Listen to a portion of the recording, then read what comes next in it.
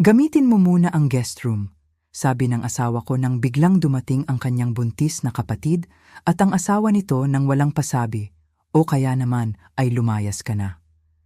Dagdag pa ng kapatid niya na may nakakalokong ngiti. Mas maganda kung wala ka na rito pagdating ng weekend. Kaya umalis ako, pero ilang araw lang ang lumipas, nawala ang ngiting iyon at napalitan ng takot. Nagsisinungaling siya, Nay. Sabihin mo sa akin na nagsisinungaling lang siya. Iligpit mo na ang mga gamit mo at lumipat ka sa guest room mamayang gabi. O kaya naman ay umalis ka na lang. Nasa sa iyo ang desisyon. Binitawan ng asawa kong si Julian ang mga salitang ito habang pinapahiran ng cream cheese ang kanyang pandesal sa agahan. Na para bang nagkokomento lang siya tungkol sa panahon sa halip na tinatapos ang aming 7 taong pagsasama. Sa likuran niya, nakatayo sa pintuan ng aking kusina ang kanyang buntis na kapatid na si Gabriela.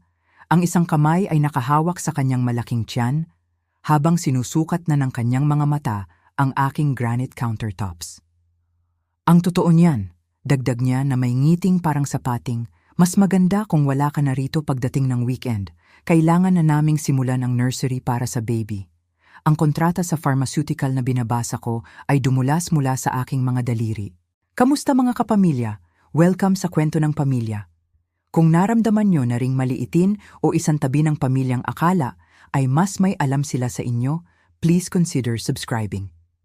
Ang inyong suporta ay nakakatulong upang maibahagi ang mga mahahalagang kwentong ito ng pagtindig para sa sarili. Ang 1.2 bilyong piso, 22 million na consulting fees ay nagkalat sa sahig na gawa sa Italian marble. Nakatayo ako doon sa aking home office, suot pa rin ang aking salamin. Sinusubukang intindihin ang isang bagay na parang hindi totoo. Ang penthouse na ito, na may mga bintanang mula sahig hanggang kisame na nakatanaw sa Central Park, ay simbolo ng 15 taon ng pagtatrabaho ng 16 na oras bawat araw, mga pinalampas na birthday, at mga isinakripisyong weekend. Bawat metro kwadrado nito ay binayaran ng aking dugot pawis at ang aking madiskarteng isipan. Ang kakayahan kong lutasin ang mga problema na nagpapatigil sa pagtulog ng mga corporate executive. Excuse me? Ang mga salita ay lumabas ng matatag na ikinagulat ko. Pero sa loob, ang dibdib ko ay parang hungkag na tila may dumukot sa lahat ng mahalaga sa akin at iniwan lamang ang isang echo chamber. Hindi man lang tumingala si Julian mula sa paghahanda ng kanyang agahan. Kailangan ni na Gabriela at Leo ng katatagan habang nagbubuntis siya. Maluwag ang master bedroom para sa kanila at ang banyo doon ay importante para sa kanyang morning sickness. Nagsalita siya gamit ang tono ng isang taong praktisado na ang sasabihin malamang habang nasa board meeting ako kahapon na tumagal hanggang hating gabi. Sa edad na 42, nakapagtayo ako ng negosyo na hindi man lang mapaginipan ng karamihan sa mga kababaihan ng henerasyon ng aking ina. Ang Santos Consulting Group ay may 12 empleyado na umaasa sa aking pamumuno, sa aking vision at sa kakayahan kong magmaniobra sa corporate restructuring ng may katumpakan. Kaninang umaga lang, tinawagan ko ang aking nanay sa probinsya para ibahagi ang balita tungkol sa kontrata sa pharmaceutical. Punong-puno ng pagmamalaki ang boses niya habang kinukwento ito sa kumare niyang si Aling Margarita. Naririnig ko siya sa background. Ang anak kong si Rosalie may sariling kumpanya, 12 ang empleyado.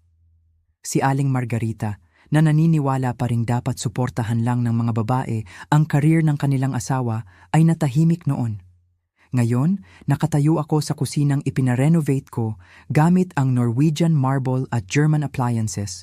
Pinapanood ang aking asawa, ang lalaking sinuportahan ko sa kanyang architectural licensure exams na binayaran ko ang student loans at tinulungan kong umangat ang career gamit ang aking business connections na parwalang bahalang pinalalayas ako sa sarili kong buhay. Julian, maingat kong ibinaba ang aking tasa ng kape, lumikha ng isang tiyak na lagitik ang porselanang Hermes sa counter. Bahay ko ito. Ako ang may-ari ng penthouse na ito. Kasal tayo, sagot niya. Sa wakas ay sinalubong ang aking mga mata ng may malamig na kalkulasyon ng isang taong hawak ang panalong baraha. Kaya bahay natin ito at ang pangangailangan ng pamilya ang dapat mauna. Pumasok palalo si Gabriela sa kusina. Ang kanyang mga daliri ay humahaplos sa aking mga pasadyang cabinet. Magiging perpekto ito para sa lagayan ng pagkain ng baby, bulong niya sa sarili, habang unti-unti na akong binubura sa espasyo. Ang kanyang asawang si Leo ay lumitaw sa likuran niya, bitbit ang dalawang maleta, ang kanyang buhok na nakapusod, manbun, ay tinatamaan ng liwanag ng umaga. Binigyan niya ako ng tango na parang binibigay sa isang empleyado ng hotel, magalang pero mapagmataas. May presentation ako sa Paris presentation, mamayang 3:00, sabi ko, ang boses ko ay parang hiwalay sa aking katawan. Nandoon ang buong board. I-restructure namin ang buong supply chain nila sa Asia.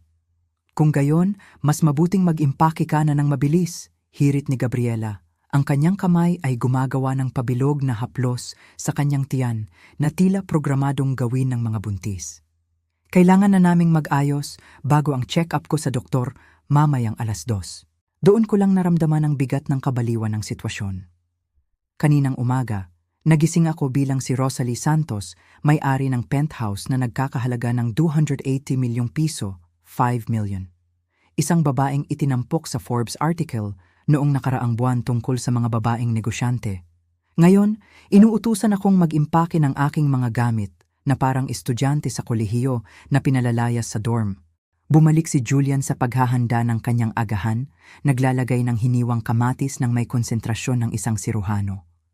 Ito ang parehong lalaki na nakatayo sa altar ng aming kasal, nangakong mamahalin at aalagaan ako, na nagdiwang kasama ang champagne nang makuha ko ang una kong kliyenteng nagkakahalaga ng milyon at nagparamdam ng pagmamahal sa akin sa kusinang ito noong nakaraang linggo lang.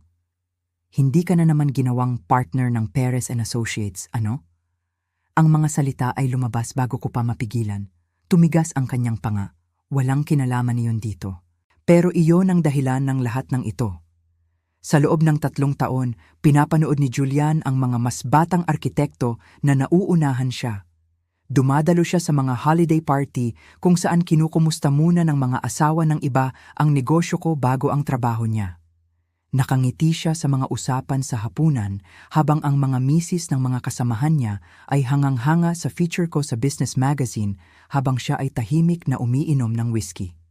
Mrs. Villanueva, sinimulan na akong tawagin ni Gabriela sa formal kong titulo kamakailan kahit pamilya kami. Kakailanganin ng mga maglilipat bahay na makapasok sa master closet. Pwede bang iwan mo ang susi mo? Maglilipat bahay. Nag-ayos na sila ng movers bago pa man sabihin sa akin. Tiningnan ko ang mga pahina ng kontrata na nakakalat sa sahig. Ang bawat isa ay kumakatawan sa seguridad para sa aking mga empleyado, paglago para sa aking kumpanya, at balidasyon para sa bawat risk na ginawa ko. Nag-vibrate ang phone ko dahil sa text mula sa aking assistant. Kumpirmado na ang team ng Goldman para sa 3:00 p.m. Excited sila sa partnership proposal. May mga meeting ako, sabi ko, kahit hindi ko sigurado kung sino ang kinakausap ko. May mga obligasyon ako. I-cancel mo, mungkahi ni Julian, habang kumakagat sa kanyang perpektong pandesal. O kaya magtrabaho ka sa hotel. Mahilig ka sa hotel, di ba? Lahat ng business trips na iyon. Ang paratang ay nakabitin sa ere, hindi binigkas pero malinaw. Lahat ng gabing ginugol ko sa pagbuo ng aking imperyo sa halip na maging ulirang asawa. Lahat ng kumperensya, client dinners at strategy sessions na nagbayad para sa penthouse na ito, sa kanyang Audi at sa marangyang pamumuhay na nakasanayan niya. Sinimulan na ni Leo na sukatin ang sala gamit ang app sa kanyang telepono. Malamang ay kinakalkula kung saan ilalagay ang kanilang mga kasangkapan. Ang aking mga kasangkapan, ang mga pirasong maingat kong pinili mula sa mga gallery at estate sales. Ang bawat isa ay maliit na tagumpay, isang patunay ng aking narating. Ang guest room, simula ni Julian, ay isang bodega na may Murphy bed. Pagtatapos ko, pansamantala lang to, paninigurado niya kahit iba ang sinasabi ng kanyang mga mata. Hanggang sa makasettle down lang sila. Tumawa si Gabriela, isang matinis na tunog na nagpatindig ng balahibo ko. Hay nako Julian, tigilan mo na ang pagpapanggap. Alam nating lahat na mas mabuti ito para sa lahat. Lagi namang nagtatrabaho si Rosalie eh. Halos hindi niya ginagamit ang lugar na ito. Halos hindi ginagamit? Ang tahanan kung saan naglagay ako ng library ng mga first editions, kung saan lumikha ako ng santuwaryo mula sa malupit na mundo ng korporasyon, kung saan akala ko ay bumubuo ako ng buhay kasama ang isang taong pinahahalagahan ako higit pa sa pagiging bangko. Tumunog ang telepono ko. Lumabas ang pangalan ni Marcus Tan sa screen. Ang CEO mula sa Singapore na 6 na buwan nang nanliligaw sa akin na kunin ang alok na magpapatriple ng aking kasalukuyang kita. 3 beses ko siyang tinanggihan dahil nagmakaawa si Julian na manatili kami sa New York. Nangakong magkatuwang kami, sumumpa na ang buhay namin dito ang lahat sa kanya. Hinayaan ko itong pumunta sa voicemail kahit na may naramdaman akong nagbago sa loob ko. Parang mga tectonic plates na gumagalaw bago ang lindol. Ang katahimikan na sumunod sa mga hindi nasagot na tawag ni Marcus Tan ay bumalot sa kusina, parang natapong alak na naman siya sa lahat ng bagay. Isinilid ko ang aking telepono sa bulsa, ang bigat ng pinalampas na oportunidad ay ramdam ko sa aking balakang. Lumipat si Gabriela sa may bintana. Ang kanyang silueta ay nakatapat sa liwanag ng umaga. Kinakalkula ang square footage ng may katumpakan ng isang appraiser. Leo, tingnan mo ang view na ito, tawag niya sa kanyang asawa. Nahila-hila pa rin ang mga maleta sa aking foyer. Pwede nating ilagay ang playpen ng baby dito mismo kung saan tumatama ang araw sa umaga. Ang aking coffee maker, na inangkat ko pa mula sa Italy, matapos isara ang una kong malaking deal, ang sumunod na kumuha ng atensyon niya. Hinaplos niya ang chrome surface nito na tila ba sa kanya na ito. Ang makinang nagpapagana sa akin tuwing madaling araw sa mga puyatang strategy sessions, ang aking maliit na ritual ng kontrol sa magulong araw. Ngayon ay isa na lang item sa kanyang inventaryo. Sa wakas ay lumabas na ng tuluyan si Leo at napansin kong suot niya ang isa sa mga linen na polo na sumisigaw ng malikhain ako at unconventional. Pero ang totoo ay nangangahulugang ayaw kong magtrabaho sa opisina. Ang kanyang buhok ay nakapusod sa katawa-tawang bun at naglalakad siya nang may kumpiyansang hindi naman niya pinaghirapan, parang taong hindi pa nakabuo ng kahit ano mula sa wala. Ang espasyong ito ay may napakalaking potensyal, pahayag niya na parang mahalaga ang opinyon niya. Kapag na-optimize natin ang feng shui at maayos ang daloy ng enerhiya, magiging perpekto ito para sa pagpapalaki ng isang conscious child. Isang conscious child sa penthouse ko na binili gamit ang perang kinita mula sa paglutas ng problema ng Fortune 500 companies habang si Leo ay malamang na nasa mga drum circles at tinatawag itong networking. Darating ang mga maglilipat bahay ng tanghali, sabi ni Gabriela, hindi sa akin, kundi kay Julian na parang hindi na ako nag-e-exist sa sarili kong bahay. Inayos ko na para iset up nila ang nursery furniture sa master bedroom kaagad. Nursery furniture? Gumaralgal ng bahagya ang boses ko. Bumili na kayo ng nursery furniture? Humarap siya sa akin na may ekspresyong pasensyosa na ginagamit ng mga tao sa mababagal na bata o mahihirap kausap na empleyado. Ilang buwan na namin itong pinaplano, Rosalie. Hindi ba sinabi sa iyo ni Julian? Buwan. Ang salitang iyon ay tumama sa dibdib ko. Isang pisikal na sensasyon na nagtulak sa akin na humawak sa counter para hindi matumba. Tumingin ako kay Julian, hinahanap sa mukha niya ang pagtanggi, ang gulat, ang anumang magpapahiwatig na hindi ito ang pagtataksil na nakikita ko. Pero bigla siyang naging interesado sa mga latak ng kape sa lababo. Kinukuskus ito ng may konsentrasyon ng isang nagsasagawa ng operasyon. Ilang buwan? Tanong ko, kahit hindi ako sigurado kung gusto ko ang sagot. Mula noong nalaman namin ang pagbubuntis, matulunging sagot ni Leo, mukhang hindi tinatablan ng tensyon sa kwarto. 7 buwan na ang nakakaraan. Gusto ni Gabriela na perpekto ang lahat bago ipaalam ang paglipat. 7 buwan ng lihim na pagpaplano. 7 buwan na nakikipagsabwatan ng asawa ko sa kapatid niya habang katabi akong matulog gabi-gabi. 7 buwan ng kasinungalingan na nakabalot sa mga karaniwang umaga, ordinaryong hapunan at nakagawi ang I love you na wala palang kahulugan. Ipakita niyo sa akin ang guest room, narinig kong sabi ng sarili ko, kahit parang banyaga ang mga salita sa bibig ko. Napangiti silang tatlo, na parang sa wakas ay natauhan na ako. Nanguna si Gabriela na parang tour guide, ang kanyang designer flats ay lumilikha ng tunog sa aking hardwood floors. Sumunod si Julian, iniiwasan pa rin ang tingin ko habang nasa hulihan si Leo, nagtatype sa phone na parang may totoong responsibilidad. Ang paglalakad sa hallway ko ay parang prosesyon sa libing. Nadaanan namin ang home office ko kung saan nakakalat pa rin sa sahig ang kontrata sa pharmaceutical. Nadaanan namin ang library na ginawa ko mula sa spare bedroom, puno ng mga first edition at librong may pirma ng mga author na nakilala ko sa iba't ibang events. Nadaanan namin ang banyo na ipinarenovate ko na may Japanese soaking tub. Ang tanging luho ko matapos ang isang partikular na brutal na taon ng pagpapalago ng negosyo. Nandito na tayo, pahayag ni Gabriela, itinulak pabukas ang pinto sa dating bodega o storage room namin.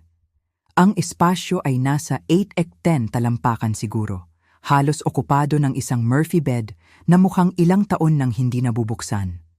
Ang nag-iisang bintana ay nakaharap sa HVAC system ng gusali, tanaw ang mga industrial na makinarya at tubo. Ang karpet, Diyos ko, nakalimutan kong may karpet pala dito, ay kulay beige na malamang inilagay noong itinayo ang gusali noong 80s. Bumungad agad sa akin ang amoy. Alikabok, lumang pintura at may iba pa. Amoy pagkatalo. Perpekto ito para sa mga pangangailangan mo, sabi ni Gabriela. At gusto ko siyang tanungin kung paano niya malalaman kung ano ang mga pangangailangan ko. Kaunti lang ang distractions para sa lahat ng trabahong ginagawa mo. Sumilip si Leo, sinuri ang espasyo at tumango bilang pagsang-ayon. Very zen! Pwede kang gumawa ng meditation practice dito. Isang meditation practice sa kwartong amoy inabando ng pangarap at mukhang selda ng bilangguan na may mas magandang ilaw. Ang banyo ay nasa dulo ng hallway. Sa wakas ay nagsalita si Julian, ang boses niya ay maingat na walang emosyon. Makikihati ka sa mga bisita kapag mayroon tayo. Kapag mayroon tayo, nagsasalita na siya sa terminong hindi na ako kasali sa pag-host. Sa mismong konsepto na ito ay bahay ko. Saan ko ilalagay ang mga damit ko? Tanong ko, napansin ang kawalan ng aparador. May wardrobe sa basement storage, masayang alok ni Gabriela. Pwede nating ipaakyat. Very vintage, very authentic. Nakatayo ako sa pintuan ng kahabag-habag na kwartong iyon. Hinaharangan ng katawan ko ang labasan nila. At naramdaman kong may naputol sa loob ko. Hindi nasira. Ang pagkasira ay nagpapahiwatig ng pinsala, ng kahinaan. Ito ay parang lubid na hiniwa, taling pinutol. Ang bahagi ng pagkatao ko na mapagbigay, na nakikipagkompromiso, na gumagawa ng dahilan para sa ego ni Julian at sa trato ng pamilya niya, bigla na lang itong naglaho. Kailangan kong tumawag, sabi ko, tumabi para paraanin sila. Siyempre naman, hirit ni Gabriela, pabalik na sa master bedroom. Ang kwarto ko. Magtagal ka hanggang gusto mo. Basta nasa katwiran, syempre, kakailanganin ng mga movers ng access sa lahat. Saglit na nagtagal si Julian, marahil nararamdaman ang pagbabago sa akin, ang kawalan ng asawang karaniwang nakikipagtalo, nakikipagnegosasyon, sumusubok maghanap ng gitna. Pero nang salubungin ko ang mga mata niya, tiningnan talaga siya sa unang pagkakataon mula nang magsimula ang patibong na ito. Napalayo siya at nagmadaling sumunod sa kapatid niya. Nakatayo akong mag-isa sa masikip na kwartong iyon, pinakikinggan ang mga boses nilang nagmumula sa kabilang dulo ng penthouse. Inilalarawan ni Gabriela kung saan ilalagay ang kuna, paano nila lalagyan ng baby-proof ang mga bintana, paano magiging perpekto ang walk-in closet para sa lahat ng gamit ng baby.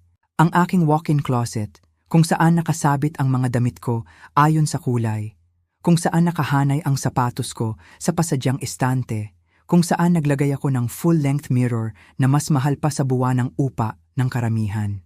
Nag-vibrate ang phone ko, isang email mula sa assistant ko tungkol sa presentation mamayang hapon, isa pa mula sa Goldman Sachs na kinukumpirma ang aming meeting, isang text mula sa nanay ko na nagtatanong kung kamusta ang umaga ko. Ang normal na mundo ay patuloy na umiikot habang ang sa akin ay huminto, bumaliktad at nagsimulang umikot sa ibang direksyon. Lumakad ako sa kahabag-habag na bintanang iyon, tumingin sa mga makinarya ng HVAC at gumawa ng desisyon. Hindi ang emosyonal at pabigla-biglang desisyon na malamang inaasahan nila. Hindi ang mangiyak-ngiyak na pagtanggap na kanilang plinano, kundi isang bagay na ganap na iba. Isang bagay na mangangailangan ng parehong estratehikong pag-iisip na ginagamit ko sa corporate restructuring, maliban na lang sa pagkakataong ito, ire-restructure ko ang buong buhay ko. Ang tunog ng mga kasangkapang inililipat ay umaling-awngaw mula sa master bedroom. Ang aking mga kasangkapan, ang aking buhay na inaayos para sa kaginhawaan ng mga taong tingin sa akin ay abala sa sarili kong tahanan. Inilabas ko ang aking telepono at iniscroll sa contact ni Marcus Tan. Ang daliri ko ay nakatapat sa call button habang ang tawa ni Gabriela ay umaabot sa hallway. Masigla, kumpiyansa, matagumpay. Ang tawa ng isang taong naniniwalang nanalo siya, na hindi maisip na ang pagpapalayas sa akin ay maaaring maging pinakamalaking pagkakamali ng kanyang entitled na buhay. Nanatiling nakabitin ang daliri ko sa contact ni Marcus Tan habang gumagapang ang araw ng umaga sa pangit na karpet ng guest room. Sa halip na tumawag, itinabi ko ang telepono at gumawa ng ibang desisyon. Isang desisyon na magpapabago sa lahat. Kung gusto nilang makipaglaro sa buhay ko, kailangan kong intindihin ang mga patakarang nilalaro nila. Tahimik ang penthouse alas 6 ng umaga. Hindi pagising sina Gabriela at Leo bago mag-alas 10. Ang mga taong walang totoong trabaho ay bihirang gumising ng maaga. Umalis na si Julian papunta sa opisina niya 1 oras na ang nakalipas, humalik sa pisngi ko nang may mekanikal na katumpakan ng isang taong nagche-check ng daily task. Naglakad ako nang nakayapak sa bahay ko. Pakiramdam ko ay isang entremetida sa mga kwartong ako mismo ang nagdisenyo. At tumungo sa opisina ko kung saan naghihintay ang aming shared desktop computer. Hindi kailanman naging magaling si Julian sa teknolohiya. Ang mga password niya ay baryasyon ng kanyang kapanganakan at anibersaryo namin. Mga petsang mukhang walang halaga sa kanya, kaya ang paggamit nito para sa seguridad ay tila angkop. Binuksan ko ang email niya, matatag ang mga daliri ko sa kabila ng pagtataksil na malapit ko ng matuklasan. Nag-load ang inbox at naroon ito, isang folder na may label na Family Planning. Bumaliktad ang sikmura ko sa inosenteng pangalan para sa isang bagay na alam kong hindi maganda. Ang unang email ay 3 buwan na ang nakakaraan. Sumulat si Gabriela, "Jules, hindi siya lalaban kung ipipresenta natin ng tama. Kilala mo si Rosalie. Ayaw niya ng gulo. Sabihin mo lang na temporary at tatanggapin niya yon." Nanginig ang mga kamay ko sa sagot ni Julian. "Tama ka. Marami naman siyang pera. Sobrang ganda ng takbo ng negosyo. Hindi niya mapapansin ang financial adjustment. Isa pa, iniiwasan niya ang konfrontasyon na parang salot. Magagawan natin ito ng paraan. Financial adjustment. Parang isa akong linya sa budget na kailangang i-optimize." Nag-scroll ako sa mga linggo ng pagpaplano, bawat mensahe ay isa na namang hiwa. Pinag-usapan nila ang timing. Naghihintay matapos ang pinakamalaki kong kontrata para masyado akong maging abala para lumaban. Nag-strategy sila tungkol sa pag-atake, biglaan at desidido, hindi ako bibigyan ng oras para maghanda ng depensa. Nagsaliksik pa si Gabriela ng tenant laws at nagkonklusyon na bilang asawa ni Julian, may minimal akong karapatan kung pipiliin niyang suportahan ang kanyang buntis na kapamilya na nangangailangan. Isang mensahe mula noong nakaraang 2 linggo ang nagpatigil sa paghinga ko. Sumulat si Julian, "Iniisip ko ang sitwasyon sa trust fund. Siguradong may pera ng pamilya si Rosalie na hindi niya binabanggit. Walang nakakapagtayo ng negosyo ng ganoon kabilis ng walang seed capital. Namatay ang tatay niya 1 taon na ang nakakaraan. Siguradong may life insurance. Mag-iimbestiga ako." Tumunog ang telepono ko, binasag ang katahimikan ng umaga. Lumabas ang picture ng nanay ko sa screen. Litrato noong nakaraang Pasko, suot niya ang cashmere sweater na ipinadala ko, nakangiti sa tabi ng maliit niyang puno sa probinsya. "Magandang umaga, Nay," sagot ko. Pilit pinatatatag ang boses ko. "Rosalie, anak, may kakaibang nangyari kahapon." Ang boses niya ay may halong pag-aalala na lumalabas kapag nararamdaman niyang may gulo. Tumawag si Julian sa akin. Nagtatanong siya tungkol sa insurance policy ng tatay mo. Gustong malaman kung may investments ba kaming hindi nasabi sa kanya. Bahagyang umikot ang kwarto. Anong sinabi mo sa kanya? Ang totoo, na ang insurance ng tatay mo ay halos sapat lang para sa huling medical bills at libing. Alam mo yan, anak. Ginamit natin ang bawat sentimo para sa pagpapagamot niya sa cancer. Tumigil siya at nai-imagine ko siya sa maliit niyang kusina, hawak ang tasa ng kape gamit ang dalawang kamay. Bakit magtatanong si Julian tungkol doon pagkatapos ng 8 taon? Nalilito lang siya sa financial planning. Maayos kong pagsisinungaling. Huwag mong intindihin yon, Rosalie. Tumalim ang boses niya gamit ang maternal intuition. Ano ba talaga ang nangyayari? Iba ang boses mo. Hindi ko masabi sa kanya na ang manugang niya ay naghuhukay sa trahedya ng pamilya namin para sa gintong hindi naman nag-e-exist, na sigurado siyang may nakatago akong yaman kaya handa niyang gambalain ang nagluluksa kong ina para sa mga tanong tungkol sa pera ng patay niyang asawa. Ayos lang ang lahat. Nay, kailangan ko nang ibaba. May early meeting ako. Pagkababa ko, bumalik ako sa mga email pero lumalabo ang paningin ko. Hindi dahil sa luha. Darating iyon mamaya, kundi dahil sa galit. Purong galit na nagpalinaw sa lahat. Hindi lang nila binalak kunin ang bahay ko. Binalak nilang imbentaryuhin ang buong buhay ko para sa mga ari-arian na pwede nilang angkinin. Isang bagong mensahe ang lumabas sa inbox ni Julian habang nanonood ako mula kay Gabriela. Kumpirmado na ang movers ng tanghali. Kapag nasa guest room na ang gamit niya, simula na ng phase 2.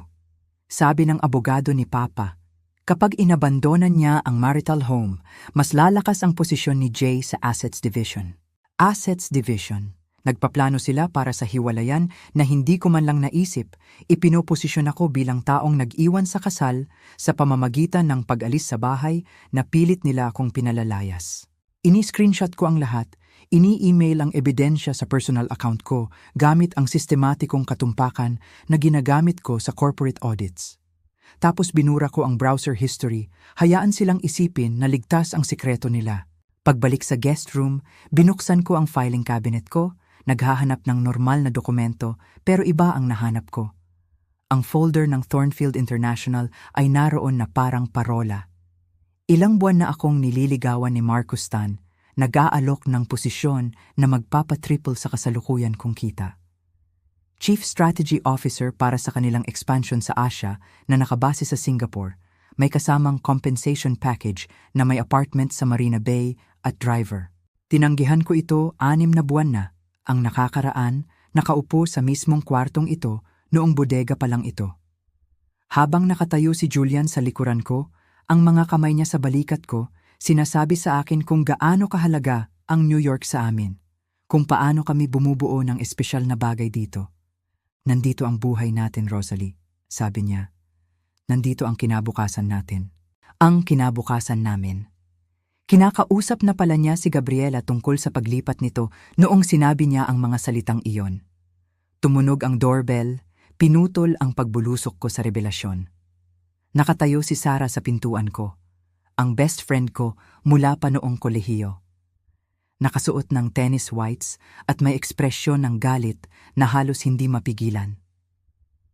Kailangan nating mag-usap, sabi niya. Dumaan sa harap ko papasok sa penthouse. Nanigas siya nang makita ang meditation mat ni Leo sa sala ko, ang mga libro sa pagbubuntis ni Gabriela na nakakalat sa coffee table ko. Diyos ko, totoo nga? Alin ang totoo? Alam ko na. May koneksyon si Sarah kahit saan, sa country club, sa charity boards, sa hindi nakikitang network ng impormasyon na dumadaloy sa matataas na antas ng lipunan. Nasa club ako kahapon, si Gabriela nagbibida sa juice bar, kinukwento sa kung sino man ang makikinig kung paano kanya nailagay sa lugar mo. Kumuyom ang mga kamay ni Sarah sa kanyang tennis racket. Sabi niya, deserve ni Julian ang mas mabuti kaysa sa asawang akala mo kung sinong importante. Sabi niya, nagsiselos ka raw sa pagbubuntis niya kaya kailangan kang tanggalin, parang mansa o abala. Mayroon pa, patuloy ni Sarah, humina ang boses. Matagal na niyang plano to simula nung mabuntis siya. 7 buwan, Rosalie. Sinabi niya sa book club niya, malamang gagamitin niyang dahilan ang mental instability dahil sa stress sa trabaho.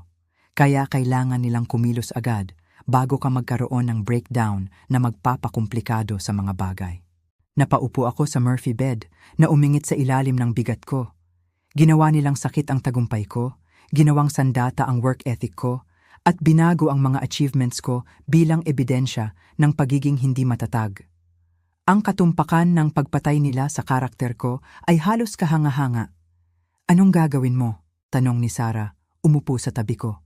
Tiningnan ko ang Thornfield folder, tapos ang phone ko kung saan naghihintay ang mga screenshot parang mga nakakasa na baril. Ibibigay ko sa kanila ang eksaktong gusto nila, sabi ko, at pagkatapos ay maglalaho ako kasama ang lahat ng bagay na hindi nila alam na kailangan pala nila. Pinisil ni Sarah ang kamay ko bago umalis. Ang huling salita niya ay umalingaw-ngaw sa guest room. Kahit anong plano mo, mag-ingat ka.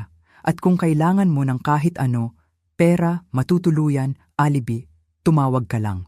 Pagkaalis niya, naupo ako sa masikip na espasyong iyon ng eksaktong 5 minuto.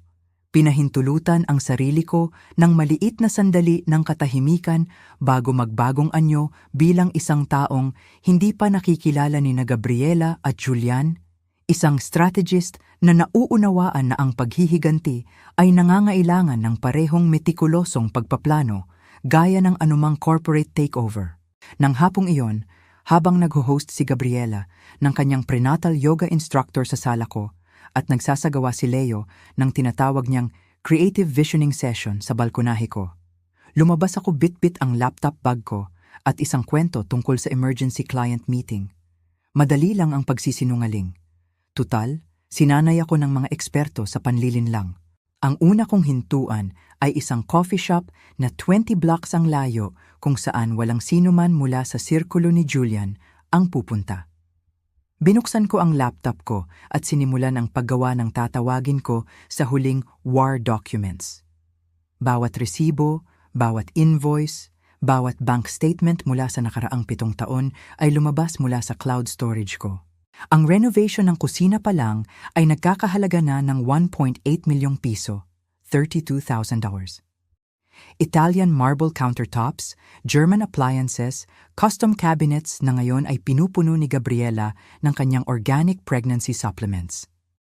Ang dokumentasyon ay labis na pabor sa akin. Ang custom furniture mula sa showroom sa BGC, akin. Ang smart home system na hindi malaman ni Julian kung paano gamitin, na inilagay gamit ang bonus ko mula sa Morrison account. Kahit ang sining sa mga pader, mga piraso na maingat kong kinolekta mula sa mga baguhang artist na, ngayon ay mga sikat na pangalan na, lahat binili gamit ang pera ko, lahat traceable sa business credit card ko. Nag-vibrate ang phone ko. Ang assistant ni Marcus Tan, isang napakahusay na babae na nagangangalang Patricia, ay nagsalita ng may linaw na nagpapadali sa mga komplikadong bagay. Miss Villanueva, gusto ni Mr. Tan na kumpirmahin ang pagtanggap mo sa posisyon. Handa na ang kontrata para sa pirma mo at pwede na naming ayusin ang relocation team para magsimula agad. Gaano ka agad? Tanong ko, pinapanood ang mag-couple sa kabilang mesa na naghahati sa dessert. Walang kamalay-malay na ang mga kasal ay pwedeng sumabog ng walang babala. Pwede ka naming dalhin sa Singapore sa loob ng 2 linggo. Bakante na at furnished na ang apartment. Ang signing bonus mong 11 milyong piso, $200,000, ay idedeposito pagkapirma ng kontrata. 11 milyong piso, sapat na para magsimula muli ng hindi lumilingon, ng hindi nagmamakaawa, ng hindi nakikipagkompromiso. Ipadala mo ang kontrata. Narinig kong sinabi ko, pipirmahan ko ngayong araw. Pagkababa ng tawag, naupo ako sa kotse ko sa parking garage, nakatitig sa pader na semento sa harap ko. Ang gusaling ito kung saan kami tumira ni Julian ng 5 taon ay biglang naging parang libingan kung saan ako inilibing ng buhay. Pero ngayon, nakakakita na ako ng liwanag. Nararamdaman ko ang paggalaw ng lupa sa ibabaw ko habang kinakamot ko ang daan palabas. Kinaumagahan, Martes, nakipagkita ako kay Rebecca Chin. Hindi ang abogadong kaibigan ko, kundi ang totoong abogado ko, ang tumulong sa aking ayusin ang istruktura ng negosyo ko para protektahan ito mula sa ganitong uri ng sitwasyon. Amoy leather chairs at old money ang opisina niya. Ang uri ng lugar kung saan ang mga mapangwasak na pagbabago sa buhay ay pinag-uusapan sa mahinahong tono. Ang lease ng penthouse ay nakapangalan sa iyo lang. Kumpirma niya, pinag-aaralan ang mga dokumentong dala ko. Ipinilit iyon ni Julian, hindi ba? Para protektahan ang assets niya mula sa liability ng negosyo mo. Ngumiti siya, ang ekspresyon ay matalim parang itak. Nakakatawa kung paano bumaliktad ang sitwasyon. Pwede mong i-terminate ang lease na may 60 days notice o ilipat sa kanya kung kwalipikado siya financially. Base sa ipinakita mo sa akin tungkol sa kita niya, hindi siya kwalipikado. Misyon ng Miyerkules ang pera. Dumating ako sa bangko ng 9:00 ng umaga kung saan ang personal banker kong si Thomas ay namamahala sa accounts ko sa loob ng 6 na taon. Ang joint account ay may laman na eksaktong PHP 170,000, 3,043. Pambili ng groceries at pambayad ng kuryente.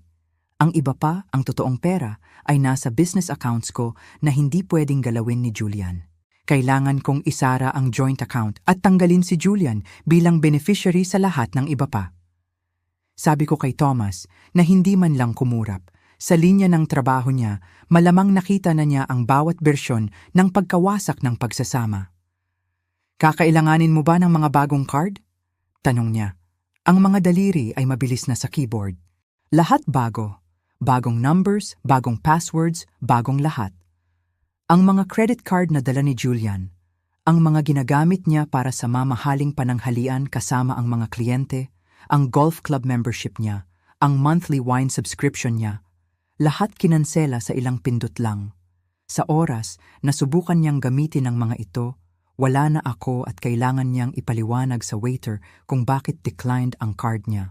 Huwebes ang dating ng mga movers, hindi para sa totoong lipat na mangyayari mamaya, kundi para sa assessment. Nakipagkita ako sa kanila sa isang storage facility kung saan inilista nila ang lahat ng balak kong dalhin. Mahaba ang listahan at legal na tumpak. Bawat gamit ay kinunan ng litrato, bawat resibo ay itinugma. Ang moving coordinator, isang dating opisyal ng logistics sa militar na nagngangalang Marcus, ay natuwa sa pagiging metikuloso ko. Sabado ng umaga, 8 home truck sharp, kumpirma niya. 3 truck, 20 na tao, malilinis namin ang gamit mo sa loob ng 4 na oras. Nang gabing iyon, tinawagan ko ang nanay ko. Sinagot niya sa unang ring pa lang na parang naghihintay siya sa telepono. Ang usapan na kinatatakutan ko ay naging iba. Iiwan ko na si Julian, simpleng sabi ko. Sa wakas, bumuntong hininga siya at naririnig ko ang taon-taong pagpipigil ng dila sa nag-iisang buntong hininga na iyon. Hindi kakailanman naging karapat-dapat sa lalaking iyon. Hindi siya gusto ng tatay mo. Sabi niya mahina ang energy ng pakikipagkamay niya. Nay, lilipat ako sa Singapore. Ang katahimikan ay humaba sa pagitan ng probinsya at New York. Tapos, kailan? 2 linggo. Papadalhan kita ng package overnight, sabi niya, at naririnig ko siyang gumagalaw sa bahay, nagbubukas ng mga drawer. Ang mga perlas ng lola mo, suot niya yon nang iwan niya ang lolo mo. Nakwento ko na ba sa iyo ang istoryang yon? Iniwan niya si lolo noong 1952 nang mahuli niya itong kasama ang sekretarya. Kinuha niya ang mga perlas na iyon at ang mga anak niya at hindi na lumingon pabalik. Biyernes ng umaga, dumating ang package. Ang mga perlas ay nakalatag sa velvet box na parang mga patak ng liwanag ng buwan, kasama ang isang sulat sa maingat na cursive ng nanay ko. Isuot mo ito sa Singapore, ang mga bagong simula ay nararapat sa mga lumang basbas. P.S. May iniwan pa ang tatay mo, tingnan mo ang ilalim ng kahon. Sa ilalim ng velvet lining ay isang manipis na sobre. Sa loob ay isang manager's check na nagkakahalaga ng 2.8 milyong piso. $50,000 at isa pang sulat. Secret account ng tatay mo. Lagi niyang sinasabi na para ito sa panahon na magpasya kang lumipad. Ituring mo itong pahintulot niya para pumailan lang. Ang tatay ko, 8 taon nang patay, ay pinoprotektahan pa rin ako. Tumulo ang mga luha ko, tahimik at tuloy-tuloy habang nakaupo ako sa kahindik-hindik na guest room na iyon, Hawak ang mga perlas na isinuot ng mga babaeng tumangging paliitin ang sarili para sa kaginhawaan ng iba. Pinunasan ko ang luha gamit ang likod ng aking kamay, maingat na ibinalik ang mga perlas sa velvet box. Ang manager's check ay parang surreal sa mga kamay ko. Ang tatay ko, inaabot ako mula sa kabilang buhay para punduhan ang pagtakas ko. Isinilid ko ang lahat sa laptop bag ko, ang nag-iisang lugar sa bilangguang ito kung saan may privacy pa, at lumabas mula sa guest room para datnan si Gabriela na nagdidirekta ng catering team sa kusina ko. "Oh, Rosalie, perfect timing," hirit niya. Hindi man lang nag-abalang tumingin sa akin habang itinuturo ang mga delivery men papunta sa dining room ko. May konting dinner party kami mamayang gabi. Hindi naman magarbo, ilang kasamahan lang ni Julian sa firm. Hindi ka naman siguro magagalit, di ba? Rhetorical lang tanong. Nakaayos na ang sterling silver ko sa mesa, ang set na regalo ng lola ko noong kasal namin. Ang aking Waterford crystal glasses ay tinatamaan ng liwanag ng hapon, inayos ng may katumpakan ng isang taong ilang linggo nang pinaplano ang pagtatanghal na ito. Sinong darating? Tanong ko, kahit na nagawa na ang pinsala. Ang mga Perez, ang mga Wheeler, yung bagong partner na sinusubukang paibigin ni Julian. Si Mitchell yata yon, mga 12 na tao lang. Sa wakas ay tumingin siya sa akin, ang kamay niya ay gumagawa ng walang katapusang pabilog sa tiyan niya. "Sasali ka naman sa amin, hindi ba? Kahit siguro sa kusina ka na lang kumain. Medyo masikip kami sa espasyo." Pagsapit ng 7:00 ng gabing iyon, ang penthouse ko ay naging entablado ni Gabriela. Lumulutang siya sa pagitan ng mga bisita suot ang damit na nagbibigay diin sa pagbubuntis niya habang pinapanatili ang elegansya. Tumatanggap ng mga papuri sa kanyang tahanan nang may praktisadong grasya ng isang taong nirepaso ang bawat sagot. Ang mga kasamahan ni Julian at ang kanilang mga asawa ay nagkumpol sa sala ko. Hinahangaan ang view na binayaran ko, ang mga kasangkapan na pinili ko, ang sining na kinolekta ko. "Gabriela, napakaganda ng lugar na ito." Bulalas ni Mrs. Perez, ang asawa ng senior partner, na ang pag-apruba ay pwedeng bumuo o sumira ng career sa firm. "Napakaganda ng taste mo." "Maraming salamat," tugon ni Gabriela. Ang kamay ay nakapatong sa aking Danish sideboard. Pinaghirapan naming gawing perpekto ito para sa baby. Nakatayo ako sa sulok, hawak ang isang baso ng alak, hindi ko kayang inumin. Pinapanood ang detalyadong pagnanakaw na nangyayari sa harap ko. Gumagalaw si Julian sa kwarto ng may hindi pangkaraniwang kumpiyansa. Ginagampanan ang papel ng matagumpay na host sa tahanang wala naman siyang ambag. Paminsan-minsan ay tumitingin sa akin na may halong babala at pagmamayabang. "Excuse me?" Si Mrs. Wheeler ay lumitaw sa sikuko. Ang boses ay mahina dahil sa kalituhan. "I'm sorry, pero sino ka? Kasama ka ba sa catering team?" Hindi naman tumahimik ang kwarto, pero naramdaman ko ang paglipat ng atensyon, ang banayad na pagpihit ng mga ulo, naghihintay sa sagot ko. Nagsimulang lumapit si Julian sa amin, ang mukha niya ay nag-aayos na para sa isang paliwanag. Pero nauna akong magsalita. "Ako si Rosalie Villanueva, asawa ni Julian. Ako ang may-ari ng penthouse na ito." Ang kilay ni Mrs. Wheeler ay umakyat papuntang hairline. "Oh, I'm so sorry. Akala ko kasi..." Tumingin siya kay Gabriela na tila, "Madaling magkamali," sabi ko. Ang boses ko ay may sapat na talim para mapatigil si Julian sa paghakbang.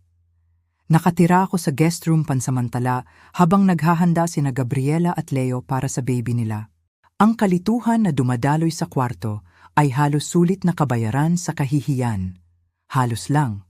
Ang matatalim na mata ni Mrs. Perez ay nagpapalipat-lipat kina Gabriela, Julian, at sa akin, kinakalkula ang social dynamics ng may katumpakan ng isang taong dekada nang nagni-navigate sa lipunan ng Maynila, New York.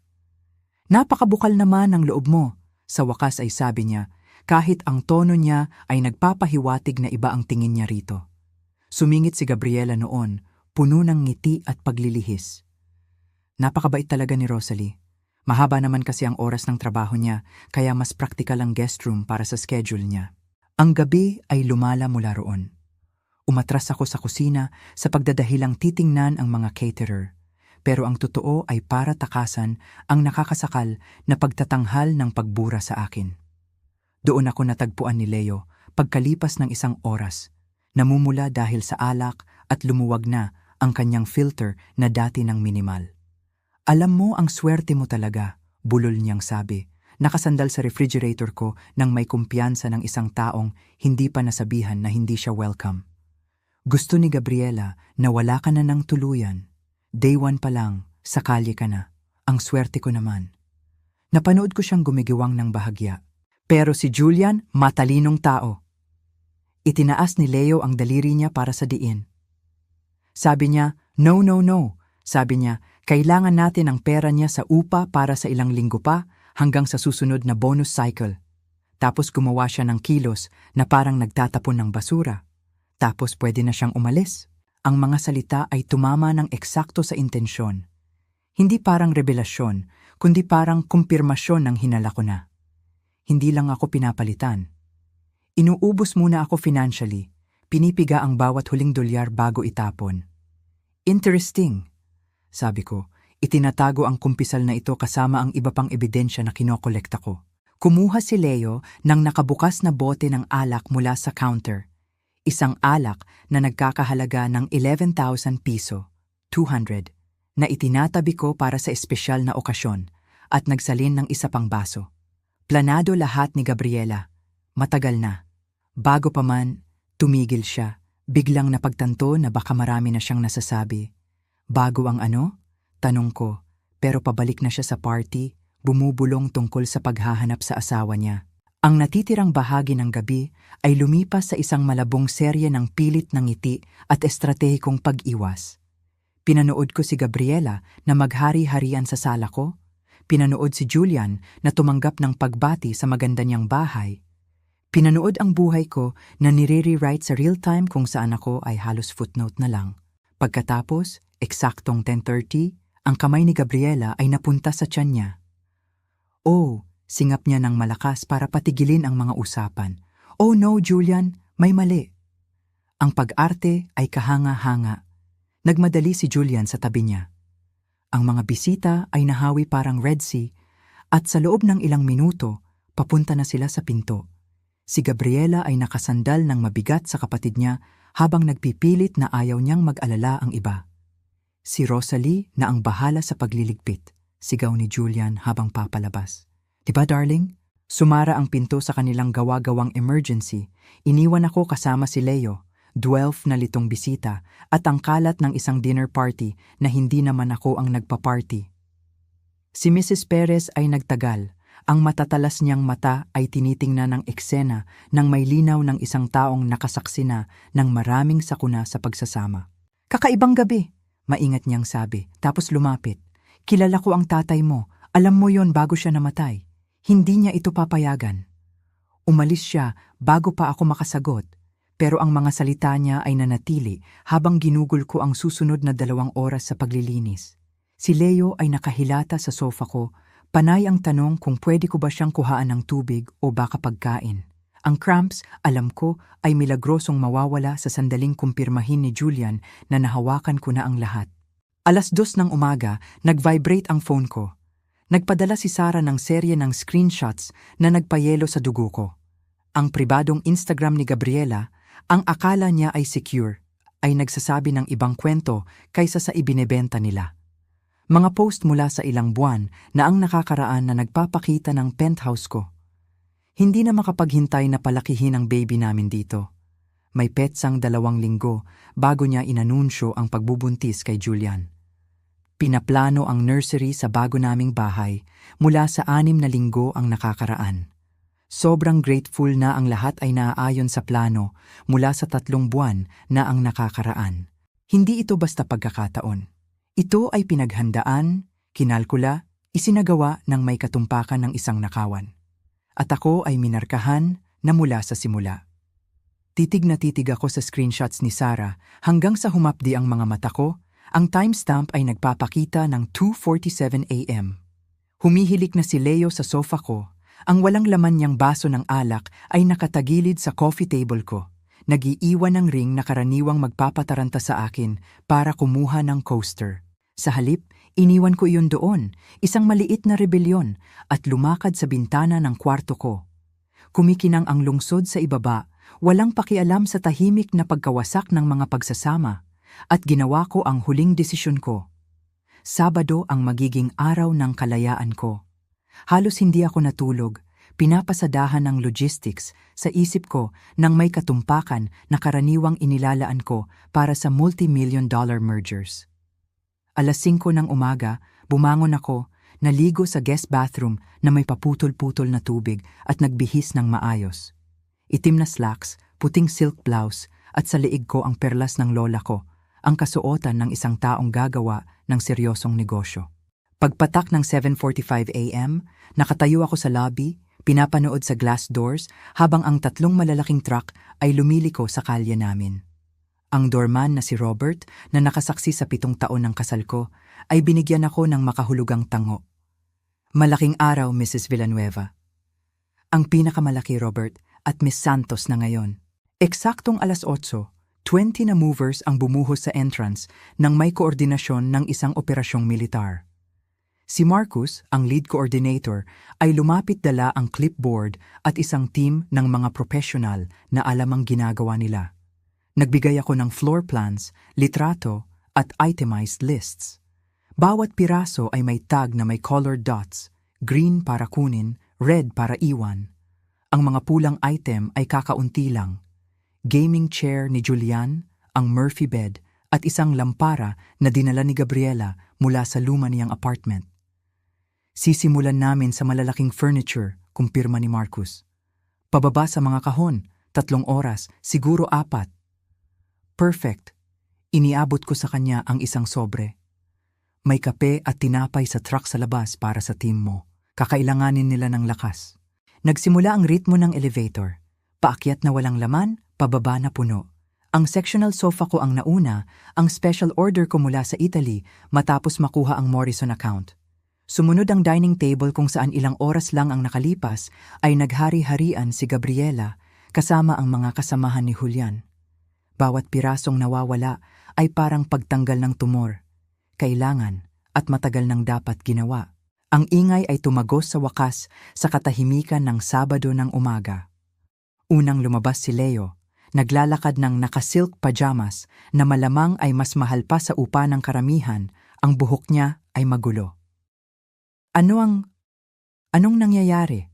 Bakit may mga tao dito? Umaalis na ako, simpleng sabi ko.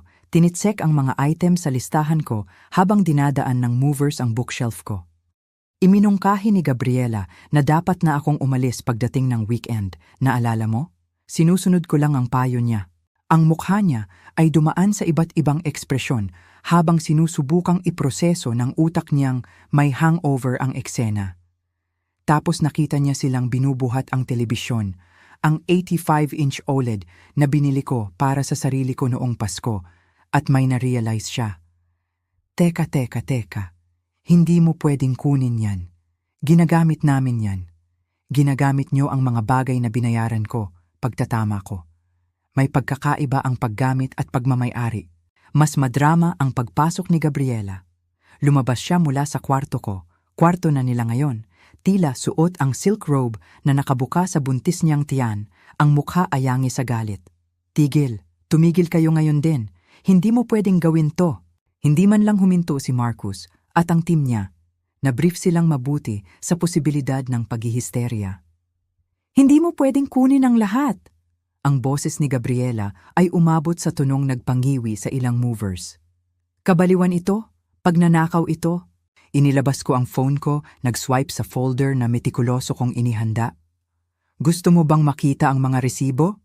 Ang sofa binili noong March 2021, binayaran mula sa business account ko. Ang dining table, December 2020, annual bonus ko.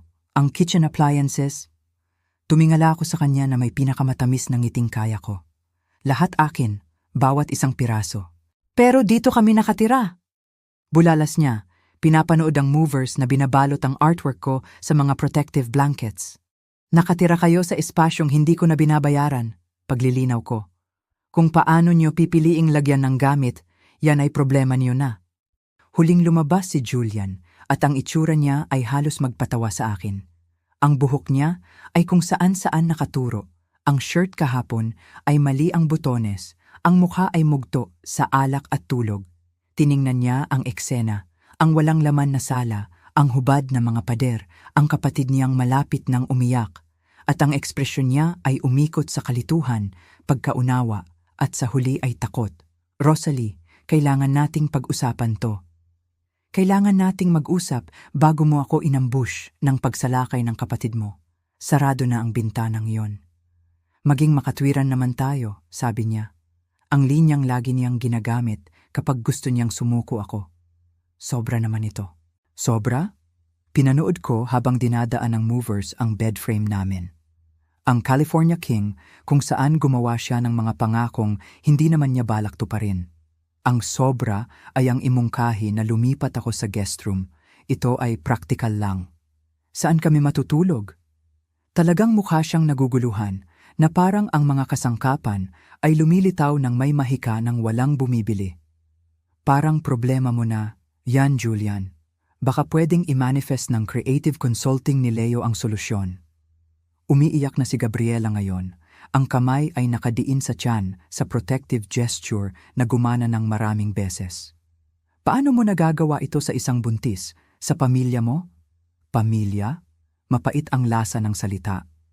Hindi tinatapon ng pamilya ang pamilya sa bodega. Hindi nagpaplano ang pamilya ng sikretong kudeta sa loob ng 7 buwan.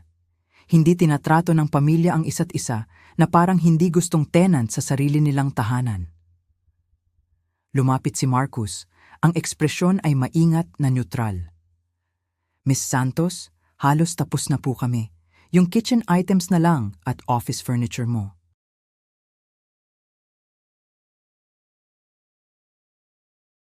Julian! Hinawakan ni Gabriela ang braso ng kapatid niya, apurado ang boses. Gumawa ka ng paraan, tumawag ka ng tao, hindi pwedeng maging legal to. Oh, ganap na legal ito, sabi ko, inilalabas ang dokumentasyon na inihanda ni Rebecca. Bawat item na tinatanggal ay binili ko gamit ang pera ko mula sa accounts ko. Nandito lahat ng resibo. Gusto nyo ba ng kopya para sa records nyo? Ang mga movers ay mahusay, sistematiko, masinop. Ang coffee maker ko, yung ginagamit ni Gabriela tuwing umaga, ay nawala sa loob ng isang kahon. Ang smart home system ay tinanggal, iniwan silang may basic switches at manual controls. Kahit ang mamahaling water filter na ipinalagay ko, wala na. Nang maikarga ang mga huling kahon, tumingin ako sa paligid ng walang laman na penthouse. Mukhang napakalaki ng espasyo ng walang gamit, hungkag at umaalingaw-ngaw. Nakatayo si Gabriela sa dating sala namin, umaagos ang luha sa mukha. Nakalabas ang phone ni Leo, malamang sinusubukang isipin kung paano iibahin ang kwento nito sa Instagram. Si Julian ay nakatayo, nang naninigas, nagpoproseso pa rin. Isa pa, sabi ko, inilalabas ang huling dokumento, ang lease. Hinawakan ko ang dokumento ng lease sa kamay ko. Pinapanood ang pagkaubos ng kulay sa mukha ni Julian nang makilala niya ang letterhead mula sa management company ng building namin. Ang lease na ito ay nakapangalan sa akin lang, sabi ko. Matatag ang boses sa kabila ng adrenaline na dumadaloy sa akin. Ikaw ang nagpumilit nito, di ba? Para protektahan ang assets mo mula sa anumang potensyal na business liability. Ang building management ay nasabihan na simula sa Lunes, trespassing na kayo. Mayroon kayong 48 hours. Ang mga salita ay nakabitin sa walang laman na penthouse parang hatol ng kamatayan. Ang bibig ni Julian ay bumukas-sara. Walang lumalabas na tunog. Napahawak si Gabriela sa tiyan niya, pero kahit ang kilos na iyon ay nawalan na ng kapangyarihan. Si Leo ay nakatayo ng naninigas, nakataas pa rin ang phone. Tila ba ang pagdodokumento sa sandaling ito ay makakapagpabago sa realidad nito? 48 hours? Gumaralgal ang boses ni Gabriela. Pero saan kami pupunta? Hindi ko na problema yan. Hindi ko na problema yan. Tumalikod ako papunta sa pinto kung saan naghihintay si Marcus dala ang huling inventory sheet para sa pirma ko. Gusto niyong mawala ako rito pagdating ng weekend. Consider your wish granted. Ang pagsakay sa elevator pababa ay parang pag-ahon mula sa impyerno patungong liwanag. Hinawakan ni Robert ang pinto ng lobby habang naglalakad ako sa huling pagkakataon bilang Mrs. Villanueva at narinig ko siyang bumulong, "Well done, ma'am." Ang kotse ko ay puno na ng mahahalagang gamit. Damit, dokumento, at ang perlas ng lola ko na mainit pa rin sa leeg ko. Ang biyahe papuntang JFK Airport ay tumagal ng eksaktong 53 minutes kung saan ang phone ko ay tumunog ng walang tigil. Ini-silent ko ito, pero ang screen ay umiilaw sa pangalan ng bawat tumatawag. Julian, Gabriela, Leo, at nakakagulat, ang nanay ni Julian, si Leonora. Si Leonora Villanueva, ang babaeng gumugol ng 7 taon sa pagtrato sa akin na parang entremetida sa mga family dinners, na paulit-ulit na nagtatanong kay Julian kung kailan siya makakahanap ng mas nababagay, ay biglang desperadang makontak ang manugang na hindi niya ginusto. Naghintay ako hanggang sa makaupo ako sa first class lounge, may hawak na champagne, bago pakinggan ang mga voicemail. Tumunog ang mga ito na parang symphony ng desperasyon. Bawat yugto ay mas nagpapanik kaysa sa huli. Ang unang mensahe ni Julian ay nagtatangkang maging awtoridad. "Rosalie, kalokohan ito. Tumawag ka agad para maayos natin ito tulad ng mga matatanda."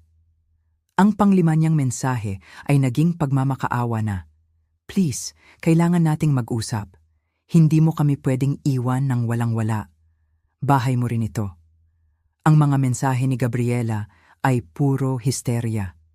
"Hindi mo pwedeng gawin na to, wala kaming mapupuntahan. Isipin mo ang baby, paano mo nagagawang maging walang puso?" Isang litong mensahe lang ang nagawa ni Leo. "Hey, Rosalie, pwede mo bang sabihin sa amin kung paano gumagana ang coffee maker? Hindi namin mapagana." Pero ang mensahe ni Leonora ang pinaka nagbunyag ng lahat. "Rosalie Hisha, mukhang may hindi pagkakaunawaan. Kailangan ni Julian na maging makatwiran ka. Ang reputasyon ng pamilya ay nakasalalay dito. Tumawag ka agad." Ang reputasyon ng pamilya, hindi pag-aalala para sa kapakanan ko, hindi pag-amin sa pagtataksil. Pag-aalala lang kung ano ang magiging tingin sa kanila sa country club. 3 oras sa biyahe ko papuntang Singapore, habang nasa ibabaw ako ng Pacific Ocean, kumonekta ang phone ko sa wifi ng eroplano at nagpatuloy ang mga mensahe ng may panibagong tindi. Pero ang tawag ni Gabriela noong Lunes ng umaga ang nagbigay ng pinakamalaking kasiyahan. Nag-aayos ako sa bago kong apartment. Ang sikat ng araw ay tumatagos sa floor-to-ceiling windows na nakatanaw sa Marina Bay nang lumabas ang numero niya sa screen ko. Sa pagkakataong ito, sinagot ko. Sabi ni Julian, may trust fund ka. Humikbi siya nang walang pasakalye. Sabi niya, may mana, perang pamilya na tinatago mo. Nasaan yon, Rosalie? Kailangan namin. Ibinaba ko ang kape ko, nagawa sa simpleng makina na hindi nangangailangan ng engineering degree para gumana, at hinayaan ang mga salita niya na mabitin sa pagitan ng mga kontinente. Gabriela, walang trust fund. Wala kailanman. Nagsisinungaling ka. Tuminis ang boses niya, ang desperasyon ay ginagawa siyang matining. Sabi ni Julia, nag-iwan ng pera ang tatay mo. Sabi niya, may investments ka, hidden accounts. Nag-iwan ang tatay ko ng medical bills at isang life insurance policy na nagkakahalaga ng 2.8 million pesos na halos sapat lang sa huling gastusin niya. Mahinahon kong sabi. Bawat sentimong ikinabubuhay nyo, bawat kasangkapang ginagamit nyo, bawat luhong tinatamasa nyo, lahat ng iyon galing sa consulting firm ko. Ang negosyong tinawag ni Julian na maliit kong hobby sa mga dinner party. Katahimikan. Tapos, pero nangako si Julian. Sabi niya kapag wala ka na, magkakaroon kami ng access sa perang hindi naman nag-i-exist pagtatapos ko. Nagsinungaling sa iyo si Julian, Gabriela. O baka nagsinungaling siya sa sarili niya ng sobra kaya naniwala siya. Kahit ano paman, naonsi ka ng sarili mong kapatid. Ang tunog na ginawa niya ay hindi iyak, hindi sigaw, isang bagay na primal at talunan. Wala kaming pera, wala kaming mapupuntahan, nilak kami ng landlord sa labas kaninang umaga. Hindi gumagana ang mga credit card ni Julian. Nakaupo kami sa kotse ni Leo kasama ang mga maleta namin. Mukhang mahirap yan, sabi ko, ginulat ang sarili ko sa kawalan ng kasiyahan na inaasahan kong mararamdaman. Sa halip, mayroon lang kahungkagan, isang butas kung saan dating nakatira ang kasal ko. Pagdating ng Martes, nagsimula na ang ganap na pagbagsak. Si Sarah, ang aking tapat na intelligence network, ay tumawag na may mga update. Napilitan si Julian na magpaliwanag sa mga kasamahan niya kung bakit bigla siyang nawalan ng prestihiyosong address. Kumalat ang kwento sa firm niya parang apoy, kung paano niya sinubukang nakawin ang bahay ng matagumpay niyang asawa at nauwing homeless ang sarili. Ang mga Perez na ang dinner party ay naging huling kahihiyan ay partikular na maingay sa kanilang pagkadismaya. Si Mitchell, yung bagong partner na sinusubukang paibigin ni Julian, sinasabi niya sa lahat, ulat ni Sarah, na may halong tuwa. Alam ng buong firm na si Julian ay essentially isang kept man o palamunin na kumagat sa kamay na nagpapakain sa kanya. Nakahanap sina Gabriela at Leo ng emergency housing sa isang 2-bedroom apartment sa Queens, malayo sa Manhattan penthouse na inangkin niya. Ang Instagram niya ay naging madilim. Ang maingat na dokumentasyon ng lifestyle niya ay imposible nang mapanatili. Ang nursery ng baby na binalak niya sa kwarto ko ay magiging sulok na lang ng masikip na espasyo na malamang amoy ulam ng ibang tao at may bintanang nakaharap sa pader na laryo. Bumalik si Julian sa bahay ng mga magulang niya sa Connecticut. Isang 43 anyos na lalaking bumabalik sa kwarto niya noong bata pa siya nang walang dala kundi sugatang pride at mga pangakong napako. Si Leonora, narinig ko sa mga kakilala, ay hiyang-hiya. Ang matagumpay niyang anak na arkitekto ay naging cautionary tale tungkol sa kasakiman at kawalan ng utang na loob. Miyerkules ng gabi, oras sa Singapore, tinawagan ko sa wakas ang nanay ko. Sinagot niya sa unang ring na parang naghihintay siya sa telepono simula nang umalis ako sa New York. Sabihin mong ligtas ka, sabi niya nang walang pasakalye. Ligtas ako, Nay, nasa Singapore ako. Nakuha ko ang trabaho, ang apartment, lahat. Ang katahimikan sa kabilang linya ay humaba sandali bago bumuntong hininga ang nanay ko. Isang tunog na nagdadala ng 7 dekada ng karunungan at pag-aalala. Mabuti, sa wakas ay sabi niya. At si Julian, ang pamilya niya? Nakakaraos sila, sagot ko, na mapagbigay na kung tutuusin base sa alam ko sa kalagayan nila. 3 buwan na ang lumipas simula noong Sabado ng umagang pag-alis na iyon at ang Singapore ay naging higit pa sa takasan. Naging tahanan ito. Ang opisina ko sa Thornfield International ay nasa sulok ng 32nd floor na may bintanang mula sahig hanggang kisame, nagpapakita ng view ng Marina Bay na nagpapatigil pa rin sa akin tuwing conference calls. Ang espasyo ay akin para idisenyo at pinili ko ang malinis na linya, mainit na kahoy at isang piraso ng sining, isang painting ng lokal na artist na nagpapaalala sa akin ng mga bagong simula. Ang team ko na may 30 profesional ay tinatrato ako ng may respetong nakalimutan kong nag-e-exist pala. Tinatawag nila akong Miss Santos, hindi dahil hinihingi ng protocol, kundi dahil talagang pinahahalagahan nila ang expertise ko. Tuwing meetings, kapag nagsasalita ako, nagte-take down notes ang mga tao. Kapag nagmumungkahi ako ng strategies, ipinapatupad ito. Walang banayad na pangmamaliit, walang bulong tungkol sa agresibong babae. Walang kailangang palambutin sa kakayahan ko para protektahan ang marupok na ego ng iba. Ang apartment na ibinigay ng kumpanya ni Marcus Tan ay humigit pa sa bawat inaasahan.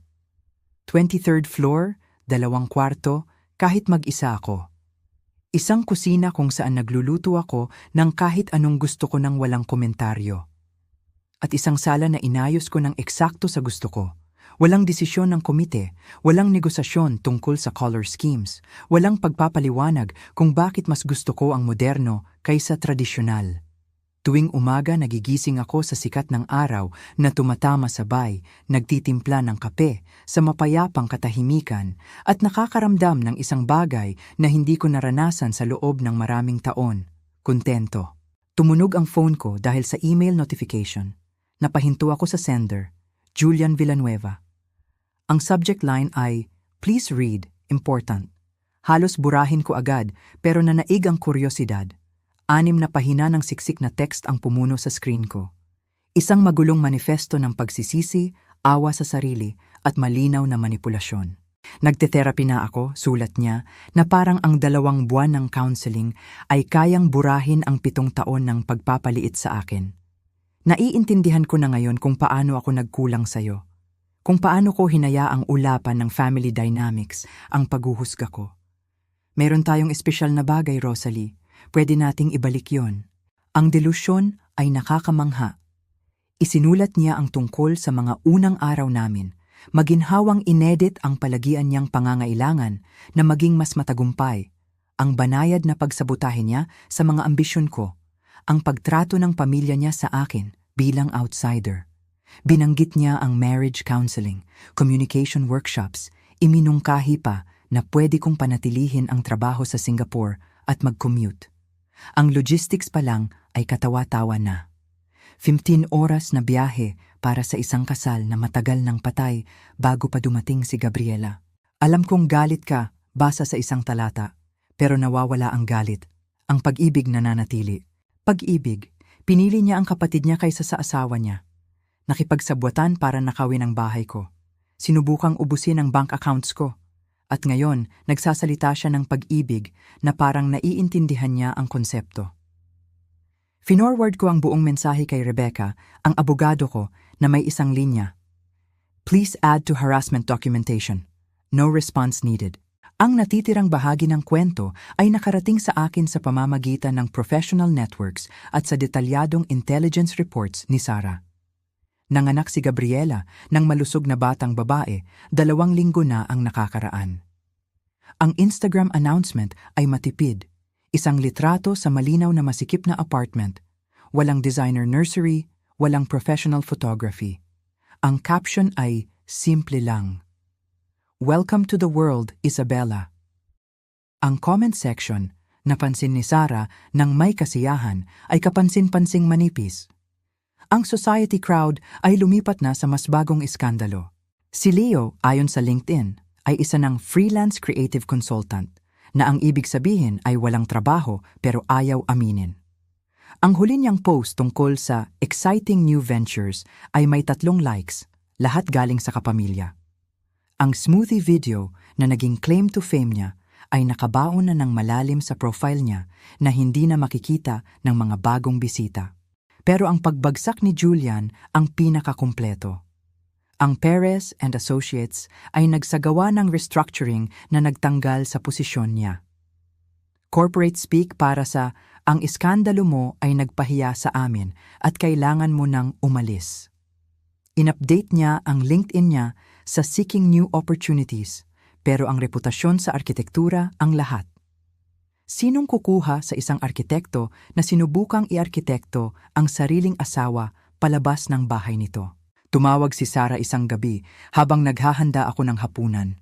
Isang simpleng pasta na ginagawa ko ng eksakto sa gusto ko nang walang nagrereklamo sa bawang o nagmumungkahi ng improvements. Hindi mo mahuhulaan kung sino ang nakita ko sa supermarket, sabi niya agad. Si Leonora Villanueva, bumibili ng generic brands at mukhang tumanda ng 10 taon. Si Julian, nakatira kasama ang mga magulang, isang lalaking gumugol ng maraming taon sa paglinang ng imahe ng tagumpay, ngayon ay umaasa sa kawanggawan ng mga magulang na umasang siya ang magiging retirement plan nila, hindi ang kabaligtaran. At ito pa, patuloy ni Sarah. Sinabi sa akin ni Aling Margarita na nag-apply si Gabriela sa SM Department Store sa retail, full-time. Can you imagine? Ang babaeng umakto na ang trabaho ay mababa para sa kanya. Nagtutupi ng damit para sa mga babaeng dating dumadalo sa mga party niya. Hinalo ko ang pasta ko. Nakakaramdam ng emosyong hindi ko mapangalanan. Hindi eksaktong kasiyahan, hindi rin awa. Isang bagay na mas komplikado, parang nanonood ng isang gusaling dati mong tinirhan na ginigiba. Kailangan. Pero may bahid ng alaala ng kung ano ang kahulugan nito dati. Nang gabing iyon, hindi makatulog, tumayo ako sa balkonahe ko na nakatanaw sa skyline ng Singapore. Ang lungsod ay tumitibok sa buhay sa ibaba, isang lugar kung saan walang nakakakilala sa akin bilang Mrs. Villanueva, kung saan ang tagumpay ko ay hindi nakakabanta, kung saan makakabuo ako ng isang bagay na ganap na akin. Nag-vibrate ang phone ko dahil sa text mula sa nanay ko. Siguradong proud ang lola mo. Hindi ka lang umalis sa masamang sitwasyon. Bumuo ka ng mas maganda. Tama siya, gusto nila akong mawala, mabura sa litrato nila parang isang abalang detalye. Pero sa pagtanggal sa akin, tinanggal nila ang pundasyon na kinatatayuan ng lahat. Hindi ko sila sinira, tumigil lang ako sa pagsalo sa kanila. Ang mga luha na dumating noon ay hindi para kay Julian, para sa kasal na namatay, o kahit para sa mga taong sinayang ko sa pagpapaliit ng sarili ko. Luha iyon ng kaginhawaan, ng pagkilala, nang sa wakas ay pag-unawa na ang paglayo ay hindi pagsuko. Ito ang pinakamalaking tagumpay sa lahat. Kung ang kwentong ito ng kalkuladong paghihiganti ay tumatak sa inyo, i-hit na ang like button ngayon na. Ang paborito kong parte ay noong ibinunyag ni Rosalie na ang lease ay nakapangalan sa kanya lang, habang pinapanood ang mukha nilang ma-realize na ang trust fund ay hindi nag-exist kailanman. Ano ang paborito mong sandali ng hustisya? Ilagay sa comments sa ibaba.